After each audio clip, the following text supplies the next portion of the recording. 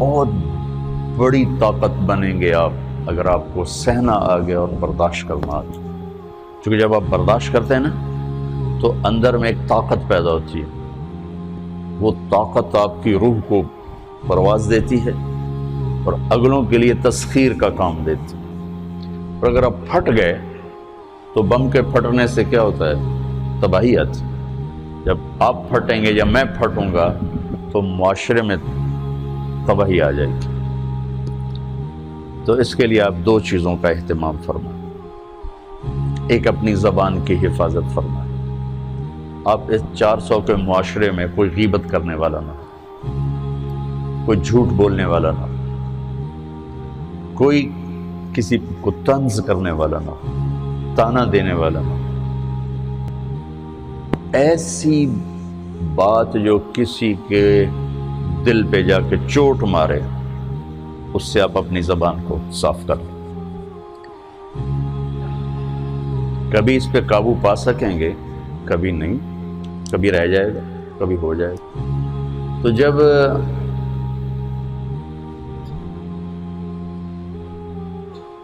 ہاتھ سے نکل جائے بات تو پھر اللہ نے ہمارے لیے توبہ کا دروازہ رکھا ہے. 2 نفل پڑھو، اللہ سے معافی مانگو، جس پر زیادتی اس سے جا کے معافی مانگو. اس سے آپ کی مزاج میں ٹھہراؤ آ جائے گا. تو میں آپ سب سے یہ گزارش کرتا ہوں کہ اس معاشرے میں آپ اپنی زبان پہ قابو پانا سیکھیں. برائے میرا بہت فائدہ ہوگا. ایک زندگی گزری ہے، شام قریب ہے، تو پوری زندگی کے تجارب نچوڑ بھی اس میں شامل ہیں. اور تجارب نچوڑ کو گولی مارو اور دیوار پہ ڈال دو. میرے نبی کا فرمان اس کے لیے کافی ہے کہ آپ نے فرمایا کہ 2 چیزوں کی ضمانت دے دو، میں جنت کی ضمانت دیتا.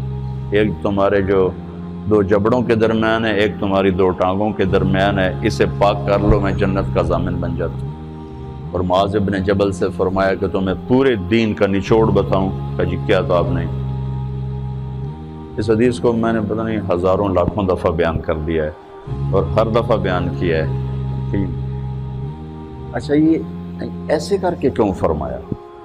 یہ پہلے کیا پھر کہا کف ھذا. اور کہا کس کو ہے؟ جن کے بارے میں آتا ہے کہ اس امت کے علماء کا جھنڈا قیامت کے دن معاذ بن جبل کے ہاتھ میں ہوگا. اتنے بڑے آدمی. تو 18 ہجری میں انتقال ہوا. 1434 ہجری میں اردن گیا تو ان کی قبر سے خوشبو آ رہی تھی. 1400 سال گزر گئے، ان کی قبر سے خوشبو کا آنا بند نہیں ہوا. اتنے بڑے آدمی کو کیسے سمجھایا؟ بچے کی طرح.